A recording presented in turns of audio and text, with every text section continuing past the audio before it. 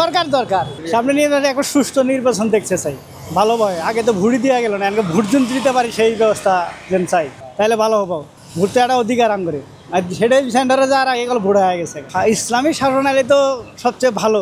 আমরা বাংলাদেশ হলো ইসলামী তো ধর্ম, মুসলিম আসতো, আমরা ইসলাম হলে তো ভালো হবো। আল্লাহ রম পারবোই তো, আর পারবো, আমাদের ইচ্ছা পারবো। আওয়ামী লীগ সরকার আমলে কোনো ভোট দিতে পেরেছেন কি? না ভোট করে কেমনি ভোট দেবো? ভোট সেন্টারে যাওয়ার সাথে এগুলো ভোট হয়ে গেছে গা, ভোট তো লাগে নাই, যাই সেন্টারে যাই লাগে না। তাহলে এখন কেমন কেমন নির্বাচন চান আপনি? কেমন সুষ্ঠুভাবে নির্বাচন চাই, যেন আমার ভোট আমি দিতে পারি, যেন যার আগে কয়না করলে ভোট হয়ে গেছে গা। আমার ভোট আমি এক জিরো খুশি উন্তি দেবো, কেউ তো বাধা নাই, বাধা আছে জোর নাই। আমার মনে যেটা যায় যে ইসলামী, আমি মুসলমান মানুষ, ইসলাম দিয়ে আমার যদি ভালো লাগে আমি ইসলামী দেবো, এইটাই। এই সরকার কি দেশ চালাতে কি ব্যর্থ হচ্ছে কি মনে হয়? সরকার পারতেছে? এই সরকার দেশ কেমনি চলবে? এই তো এখানে দেশ তো চলান যাইব না, অন্য দেশে তো মাল চলে, সরকার না গঠন করে তো দিত না, বুঝলেন নাই? দেশটা তাহলে চলান কষ্ট হইতো না, ব্যবসা বাণিজ্য সব বদ্ধ হয়ে গেছে গা।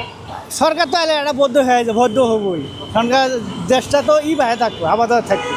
এখন তো এলোমেলো, এনকার কি থাকবো, বুঝলেন নাই? চলাফেরা কঠিন হইতে আছে, মনে করেন ইনকাম কমে গেছে গা, বুঝলেন এই জিনিসটা। সার টার এই সেই মঙ্গা হইতে আছে, ধান লাগালে সার দিতে হয় না, উড়ে সার মাটি সারটা ডবল দাম বেড়ে গেছে।